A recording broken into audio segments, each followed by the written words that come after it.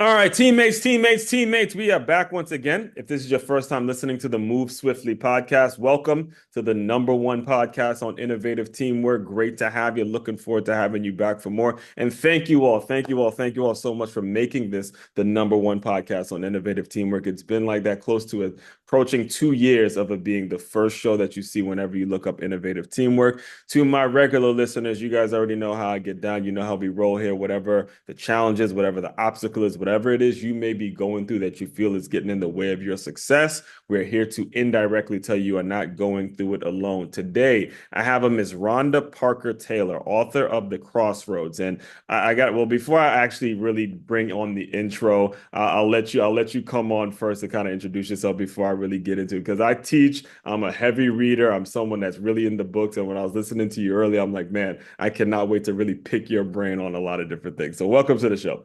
Well, thank you. And I don't know if I can top your introduction there. My goodness, I guess I'm going to have to roll as fast as you and as swiftly as you and say we're going to talk about emotional intelligence, life balance, innovative teamwork, effective communication, entrepreneurial lessons, fast-paced business strategies, Mhm. leadership insights, and workplace collaboration. And how can we be a better version of ourselves? The only way can do that is emotional intelligence because it's the heartbeat of team success. Listen, so here's the thing. So I didn't just wake up and get into the education world. I have a background in sports and fitness and stuff like that. And I actually wrote a book while I was still a trainer at a fitness facility. And then COVID happened, and that kind of made it so I had to pivot to the education industry. So when I first started teaching, there was a phrase, and the school I teach at is the Center for Creative Education, and we closely monitor the reading levels of the kids. We try to make it so we're giving them material for the kids that they like and stuff like that. So this was the first time I heard here at this school. I'm at this school now. The first time I heard the concept of realistic fiction was something that was actually new to me. And when I was listening to your story in terms of how you got into writing, you like me again, you were in the education world, you were doing some things in the authorship space, but then the question became, are you going to write fiction or are you going to write nonfiction? And you have a thing where you're able to write fiction, but it's realistic and there's certain life lessons that people are peeling back from your work. So I know that I just had to make sure I said that because when it comes to how you got started and kind of your background and your story, can you please take us a little bit through how you became a writer and then ultimately landed on kind of a unique concept where you're writing fiction, but it's very realistic, so it's relatable to students and people are really getting stuff out of your work. Sure, I would love to. First of all, I think it starts with my background. Yes. I was one of the students that maybe you're teaching.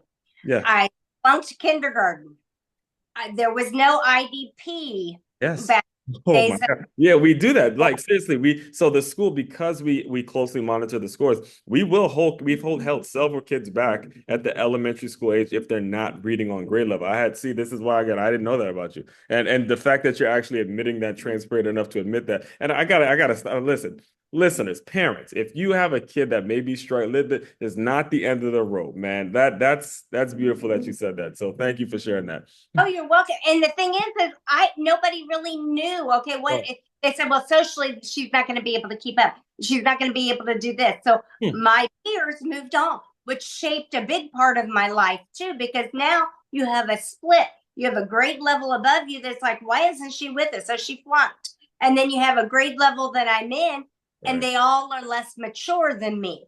So Yeah. I took that caregiver role, that wanting to make them be better people and push them to be their better version. So all through school, Hmm. that was kind of my new role. And Wow. then I got my junior year, and I went to a private school, and we had to pass an English proficiency test. Hmm. And if you didn't graduate. Hmm. So I went to take the test. I had been going through some things, like life hit lessons, and I didn't pass. Hmm. And Now, so all of a sudden senior that year in high stress, school? Was yeah, this senior year in high school? you're going into senior. So Okay. I'm all worried about, am I even going to graduate? Am I going to be a failure? So that brought that negative self talk in. Hmm. And I had a teacher. She was 98 pounds wet, probably been there 20 years already. She said, I will tutor you Wow. over the summer. So I got my Arby's job, and I was going to pay her with the Arby's check, and we sat on the floor in her house, and when it came time to pay, she said, just pass the test. She had learned about my struggles and my strife, and what many people don't understand is sometimes it's an intellectual growth issue, and Right. at times it's emotional growth issues. And Right. I didn't know the difference back then. And I don't think people ever diagnosed what was going on with me at the time. Right. But I ended up passing. So that mentorship Hmm. changed the whole trajectory of my life. So Yeah. I ended from this person that struggled, went off to college, which I would not have been able to do, Right.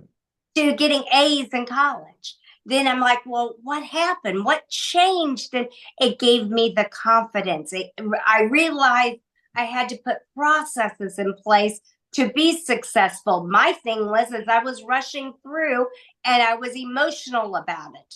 Hmm. And so I would want to get it done, put it out the door, and then it was over with. And so I didn't see the mistakes in it. I didn't stay in the moment long enough to really perfect what I could be one day.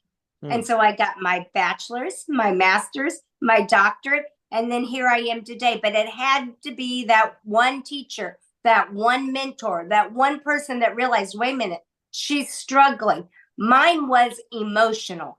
Right. Mine was not necessarily intellectual. I would be, if I were going to describe myself, I'd say I was the like the dog that gets scared and piddles. Yeah.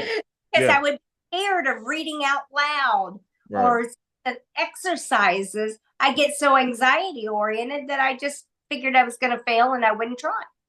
Wow. Well, first of all, we got to shout out to that teacher that took the initiative to help you out. And you're hitting on some major triggers for me because when you talk about emotional and trying to figure out how you fit in. That's my story all day. From the name as one Crookshank to having it be something that's mispronounced to from the teachers to my peers and all that. And that piece is something I don't know if I've ever actually heard broken down when it comes to really thinking about the emotions of a kid. Even me as a teacher, I try to stay very cognizant of what the young men and the young women are going through, seeing that it's a brand new school and seeing that they may be dealing with some home situations. So to kind of piggyback off that, I had a teacher in college who it was it a psycho no, not psychology, sociology. She taught a bunch of sociology classes, and I'd show up every single day. I'd tune in, I'd pay attention, but I'd always fail these multiple choice tests. I mean, every single time I'd fail. And she actually approached me and asked me if I wanted to do an essay-based exam. And I ended up, obviously graduating, getting my bachelor's and all that. And she told me the reason that she approached me with that because she saw me in class every day, paying attention, focusing, but I would fail the multiple choice test. So I bring that up because I'm curious now, when you look back on it, what do you think it was about you that made it so the teacher said, you know what, that Rhonda, there's something special about you. I'm not just going to let you fail. I'm not going to just let you not graduate from high school. As you look back on it, what do you think it was that made it so you were able to sort of stick out to her to make her want to help you? I think it's very similar to your experience. I wasn't a rowdy kid. I wasn't a bad kid. Right. When it came to the rules, I'd walk up to the only as far as the line would be that that you were in trouble. Hmm. And a caring person. But what I lacked was the emotional intelligence to thrive. And until I read in my freshman and sophomore year of college, Daniel Goleman's books on emotional intelligence Hmm. and how emotional IQ or EQ is more important than IQ. I didn't realize that I had something in me that could still make me successful. Hmm. I think that it was that communication that she saw. She saw that I was trying. Hmm. There was not any malice towards anything. And I was willing to accept the results. And I think that that was a lot of it. Yeah. And I did have some emotional trauma that she had maybe she heard about it or maybe she hadn't heard about it. Hmm. and that was, um, something that she learned that from me. I know when we were in that space together, and she just navigated the days and made it, something special that I'll never forget. So we have to really let's stay on this whole idea of this concept of emotional intelligence because Mhm. again, like you, I was a little later than you. I read my first book, like voluntarily read my first book after I graduated college. It was Lou Holtz, Winning Every Day, and it would absolutely changed my life, changed my world because I chose to read this book, and it wasn't some book that was just given to me from the school system. But you read, is it Daniel? Say the title again. Daniel Goleman's Emotional Intelligence. So when you read that and you obviously it hits you, it touches you a certain way. When it comes to emotional intelligence, can you just define it and kind of talk about what it's all about? And we Sure. can maybe educate some people on exactly what it means. So we all know what an IQ is. Hmm. That's our left brain function, math, English, um, The logic. science, all the logic that we're supposed to have and that we're supposed to thrive in. And everybody says that's what's going to make you successful. Yeah. Ooh, man. You hit some triggers, man. She is talking that. Like, you're talking my language. Because the people do that. Like adults actually, the parents actually do that. They'll feed you with that. They'll make you memorize certain tests, and all of a sudden, okay, you're gonna rule the world with it. You're gonna be so successful because you know those specific subjects. Right. And what EQ is the right brain. Mhm. Nobody ever talks about the right brain. The right brain is your soft skills. It's your intrapersonal skills. It's your interpersonal skills. It's your stress management, your impulse control, and general mood. Mhm. And those actually, the EQ is something that you can build upon, where your IQ stays the same. You're born with it, and that's what it is, period. Whoa. So Oh. your EQ, though, you can teach yourself how to have higher emotional intelligence. And Mhm. emotional intelligence, what it really is defined, is the ability to monitor your own emotions and others' emotions before you act and solve the problem. Mhm. So you realize that there's motions, attentions, whatever may in a room, and you stop, you listen, and then you go through all of the categories. So let's talk about intrapersonal. That's the ability to be self-aware. You know your biases. You know what your experiences are. You know how assertive you should be or not be at different times. You have certain self-regard. You know not to just give up the ship in a negotiation. Mhm. There's also self-actualization. You know what your purpose is. If you have not done that for yourself, if you've not evaluated it and you don't know your values and your what's going on with you, you can't listen to somebody else's, Mhm. because first you're not going to know what your biases are towards what they're getting ready to say to you. So when you get in a room and there's a decision or some tension or something that's going on or a discussion or a team or a project, everybody, and they normally call it in the team aspect, storming. You get them all in the room and everybody's got to show who they are and show their power and all their skills, and they start storming in the negotiation process. Well, storming happens because we're not self-aware enough Mhm. to stop and listen and evaluate our intentions and the intentions of everybody in the room. Mhm. And then once you do that, you have a social responsibility, which goes into the interpersonal skills, to listen, show empathy, be adaptable, which most people don't know how to do in the change process, then problem solve. And when you do that, what ends up happening is you get a synergy, Mhm. because you've gone from knowing who you are Yep. to how you are in the group. And then you go into the stress management. How are we going to manage the stress? If you're wanting a cookie cutter approach to everybody, boom, boom, boom, you're making cookies this time of year. Everybody's a Santa Claus. There's all your your stars. Here's your Christmas tree. What Right. you're doing is you're limiting your team. Yes.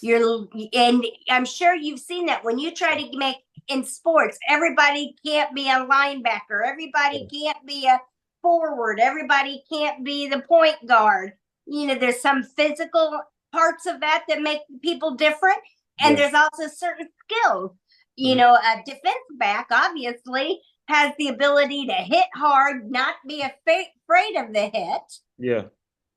and speed.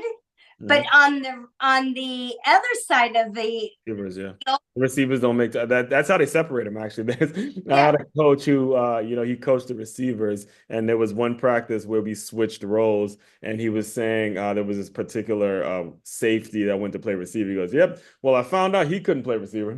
yeah, It was like because just they don't want to take the hit. they didn't want to. Well, it's either they didn't want to take the hit or they couldn't catch. But they're Right, just as athletic, just as the speed is there. But one person can catch and likes to give hits, the other person can catch and doesn't like taking hits and stuff like that. And right. it's the same way. And I'm glad the thing is, I'm glad you brought that up because the next question or next thing I want to make sure we're on the record saying, especially for you business owners that tune in, is what are some practical ways and some examples that you can share in which you start to see this create a more cohesive workplace, a workplace in which people are growing? Again, I'm saying cohesive and I'm not saying comfortable, folks. I'm not saying comfortable because you don't want comfort. You want cohesive, you want growth, you want people developing, you want people seeing, hey, I know you're going through something, you don't seem like yourself. How do we get better? How do we get better on the days where we're just our emotion isn't our mindset isn't in it? Well, first, you have to know your team. Come on now. Come You on. Come on. don't Come if on. you not know your team, you'll never know if there's a problem.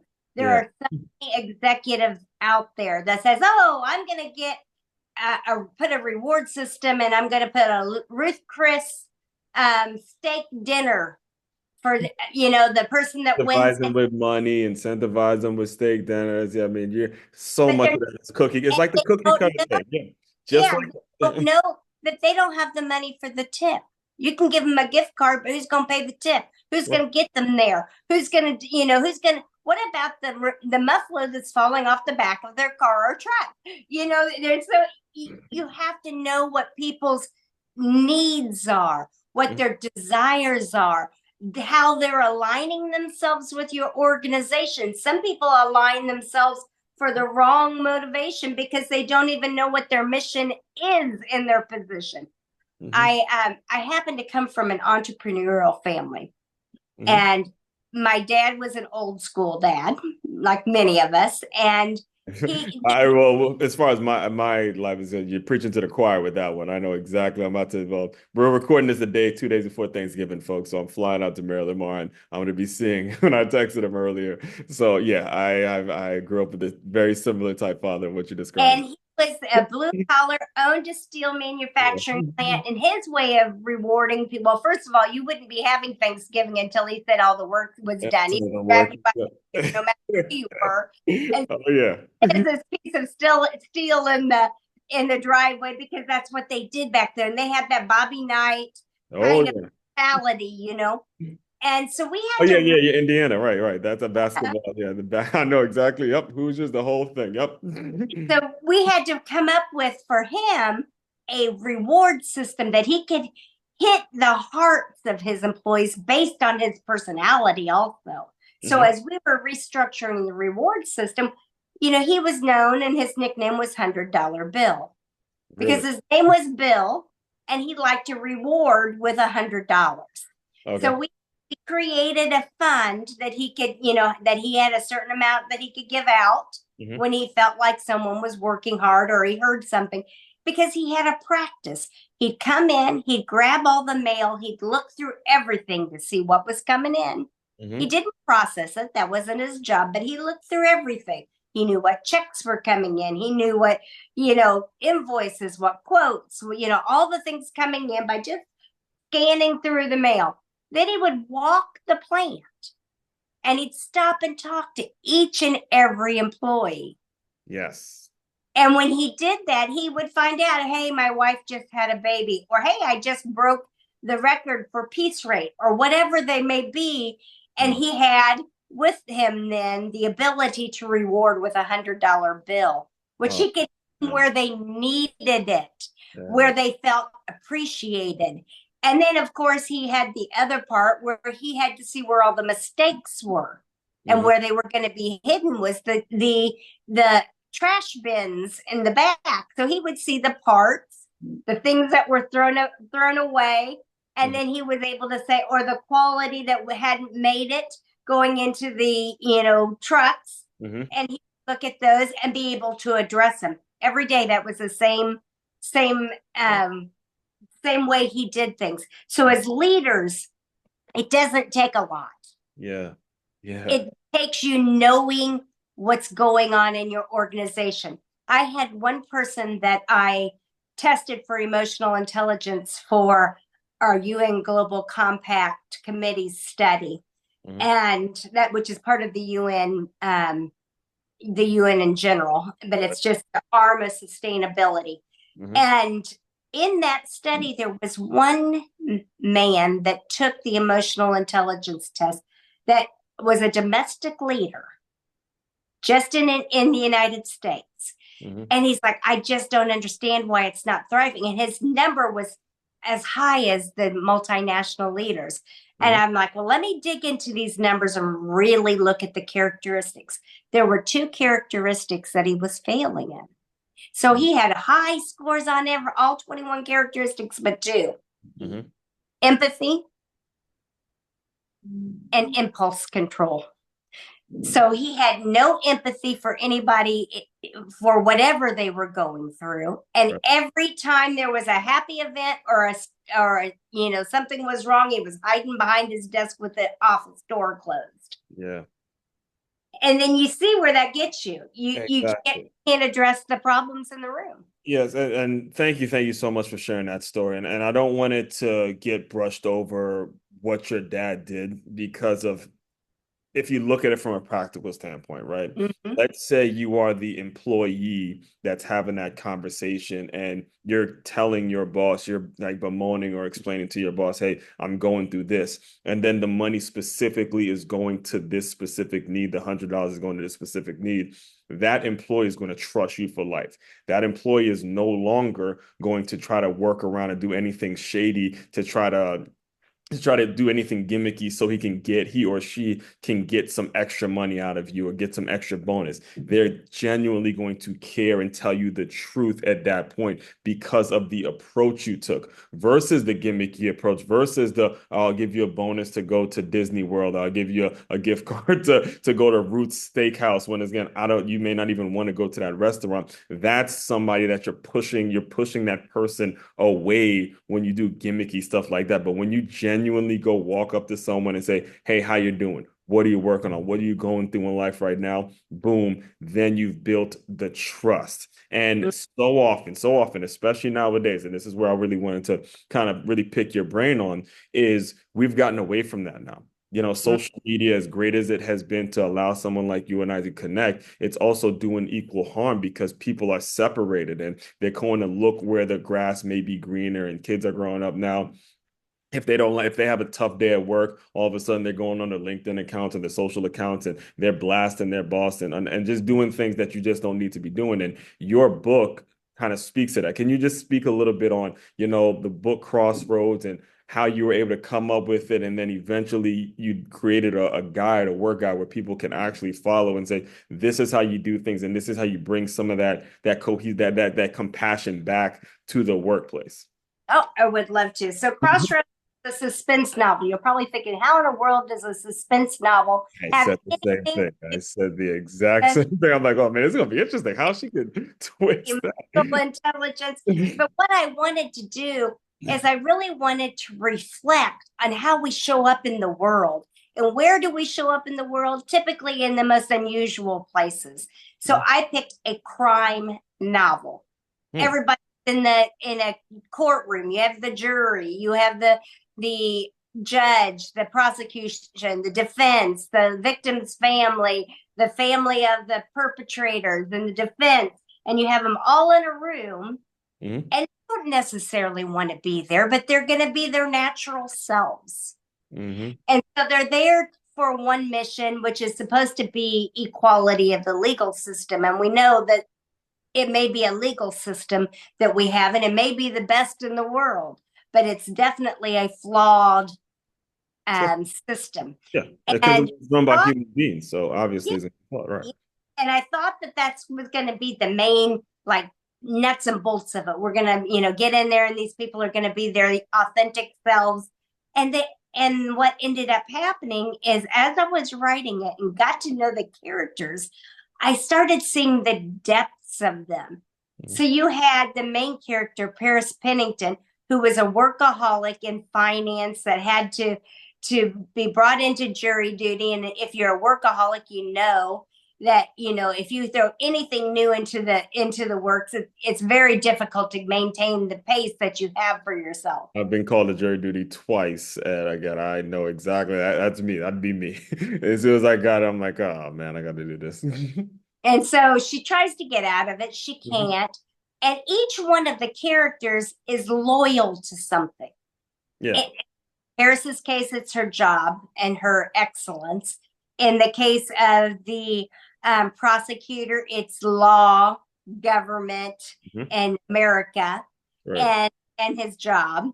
And then you get into the defense, and it's creating a change in his career because he messed up a case, and now if he messes up again, it's going to be problems. But then he's getting ready to have his first family. And Right. then um, the sub um, perpetrator, which he has to decide whether he's going to turn state or not against a friend he's known all his life, because his loyalty was friendship.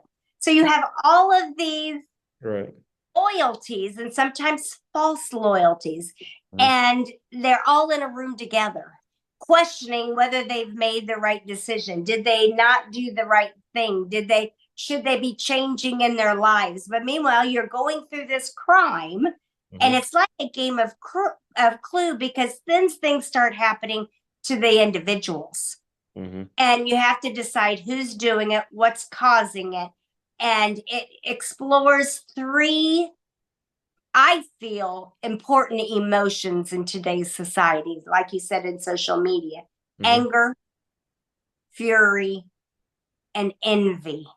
All of them cause us to deteriorate Mhm. ourselves in some way or another, and can cause a crime. Right. And Proverbs says, anger is cruel, fury is overwhelming, but who can stand before jealousy? Mhm. Envy makes the bones rot. Right. And if you're looking at yourself from these eyes of these individuals, Mhm. and you realize you're just not making the mark in your own life, Mhm. life is about continually changing and learning and navigating in today's business, home, life. Balance is supposed to be all of it. There's really 13 dimensions, not just two dimensions in our lives. Right.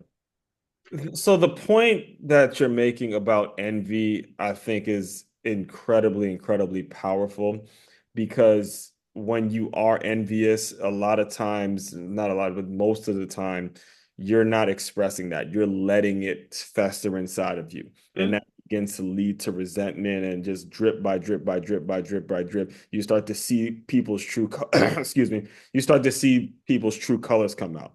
And as you're discussing the characters, whether it's the one that's loyal to their job or loyal to their friends or loyal to a family, a new family member, and you're starting to see the crime, a lot of people now are starting to get away from they're starting to get away from any principles. They're starting to get, their businesses are being run in a way where they become more and more unethical as you go. So I'm bringing all this up because eventually, again, you had to figure out how you were going to communicate the principles of the book into a worksheet, like a guide for Mm-hmm. and for people that are trying to run their family. How were you able to make that transition? Because when I know about business owners and what I know about just if you go to people at this point, they have their degrees, they have their fancy education. They don't want to be reading nothing new. They want something that's going to make them their profits and then go move on.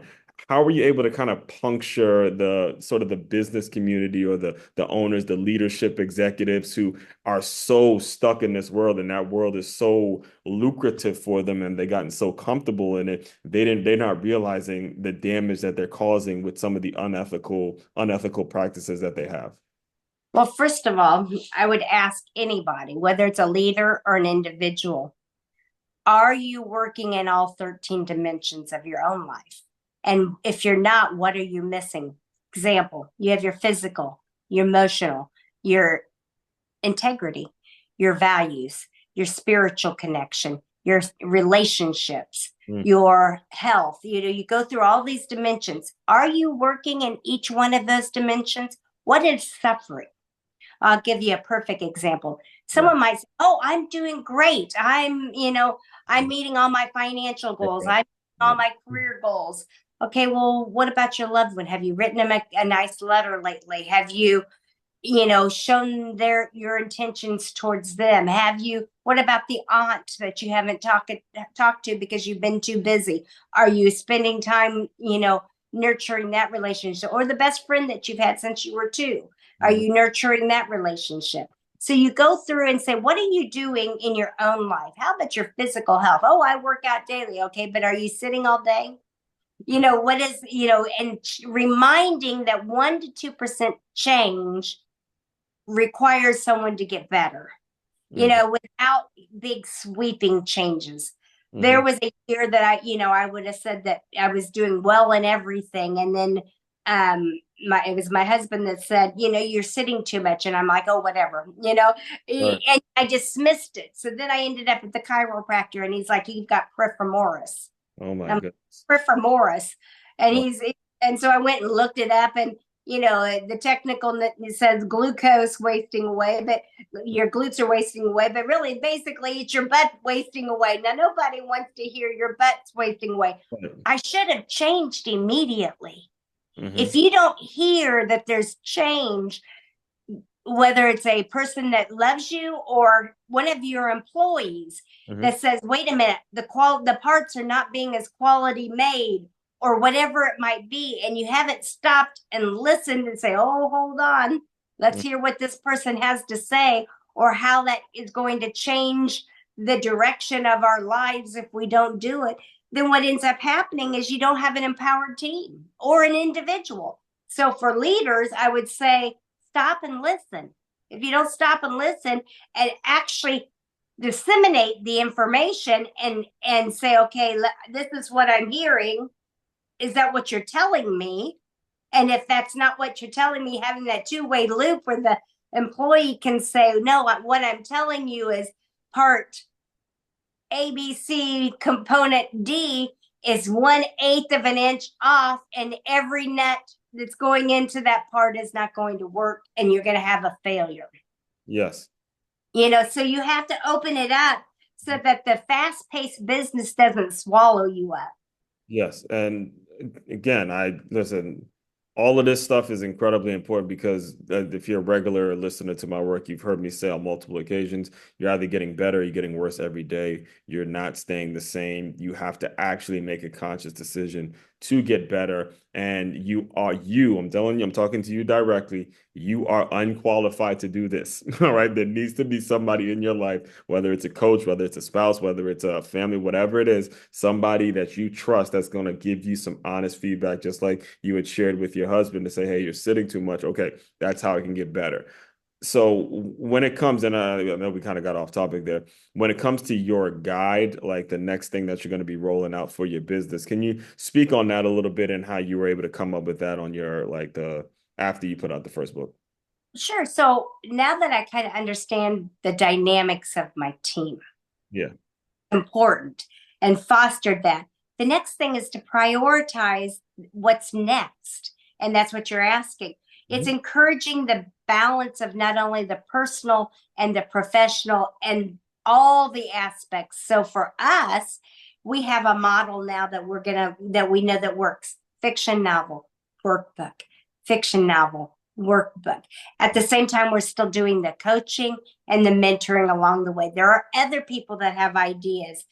Lead with authenticity and then communicate and collaborate on everything you're doing.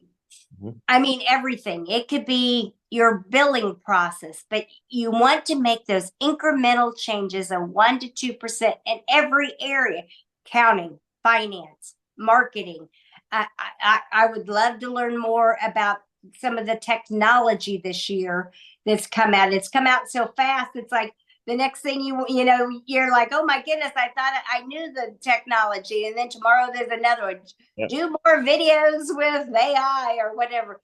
There's it, That's actually a big important one too, because the technology is going to be constantly coming out. So you got to know which technology you're going to use and how you're going to use it. That's the human brain doing those things, not the right, technology piece. So make sure right, you guys understand that piece as well. and understand where you want to be. You Mhm. know, who is your persona? And when I say persona, who is your market? Who give them a name? What do they look like? What's the age? What's the country? What's the, you know, the product that you're going to make a difference? For me, it is, you know, academic development, mentorship, career development. So I know, stay in that lane and grow, but also say, okay, how is that going to change in the next 10 years? So you stay with the curve. You don't want to go in a downward curve. Yep. And the beautiful thing about the world we live in now is you can do that. You can name your avatar, you can name your client, you can name specifically the person that you would want to work with. This is why at least me personally, I believe it's such a breakthrough that you've been able to take the fiction space, and connect it with the real world, professional and personal development space, because there's so many lines that need to be kind of dotted, so many I's, so many T's that need to be crossed and I's that need to be dotted when it comes to how exactly are we going to teach professional development to kids. Right now, there's nothing, and I don't know if it's ever going to be like that, to be sound pessimistic when I say that, but I don't know if we're going to see a time where we're requiring professional development for kids over, requiring that a quadratic equation, or that certain, you memorize certain things science wise because of what is going to quote unquote get you in the school, is going to get you, the letter grade is going to get you. But we're starting to see now, seeing that we're so connected as a world, that professional development, the folks that are lacking that professional development, you're losing your businesses. You're losing them at an alarming rate. You're losing the things that you want at an alarming rate if you are not making sure you're investing in the professional development. So, you sort of already mentioned this. Can you just kind of give us a overall what you want your vision to be? Like, is it to open up a new school or a new business? How exactly do you give us like kind of your 10-year or 10 to 15-year vision for your business? You know, you brought up one that is part of my heart that I haven't actually put into some kind of plan yet, but I But would that's why you're love, on the Move Swiftly podcast. This is what we I do, girl. to open. There's a school in Indianapolis called Park Tudor, which is one of the best Mhm. private schools. And it used to be a have dorms where people could say that. I would love to open up a school like that Mhm. for underprivileged children and family that that are on the right track, but maybe maybe it's a single mom and they can't navigate, they're working nights and they really just need a safe environment for their kids to be, so that they can go to school and get a good education. I would love that. That would be like the most massive um accomplished to me, because that's been in my heart for years. But for me personally, where I am right now, it's to develop everybody that I can and push them to be their best. Yeah. And understand that their accomplishments mean something to them, and they can and help them understand how to get there. Yes. And if anyone's listening in, what's the best way to get in touch with you if they want to hear more and move forward? Sure. It's I try to make it easy. It's rhondaparkertaylor.com for my website, for all my social medias, except for the ones that have like an at one or whatever at the end, like X does. And feel free to drop me a line, follow, share, Mhm. and make sure that you watch this video, because there's great tips regularly on it. Yes, and all of that will be included in the show notes as well. So, Rhonda, the final thing I do to close out all the shows is I want to use your imagination a little bit. I want you to pretend that you are back to being that kindergarten girl and you just got the news that you're going to be held back a year. Pretend that that little girl has come into the Zoom room and obviously she feels a little distraught that she's going to have to go to kindergarten again. Can you just give her some words of encouragement and we will officially close? Sure. To all of you that have an experience similar to that, whether it's past or present, don't let experiences in life dim your light. Because even though it might be a situation that seems very big and traumatic and scary at whatever level you're at, it will mean nothing in 3 days, a year, 2 years, 3 years, because it's the things that you do with that information that makes a difference. And I could not have said it better myself. You actually took me back to when we would lose in high school when we'd lose a football game, and our coach would just say, "Hey, man, the sun is going to rise in the morning. Just believe me." So appreciate the work you're doing. I'm so looking forward to staying in touch with you and keeping up with your journey. So everyone out there, fellow teammates, continue to move swiftly. We will talk more soon.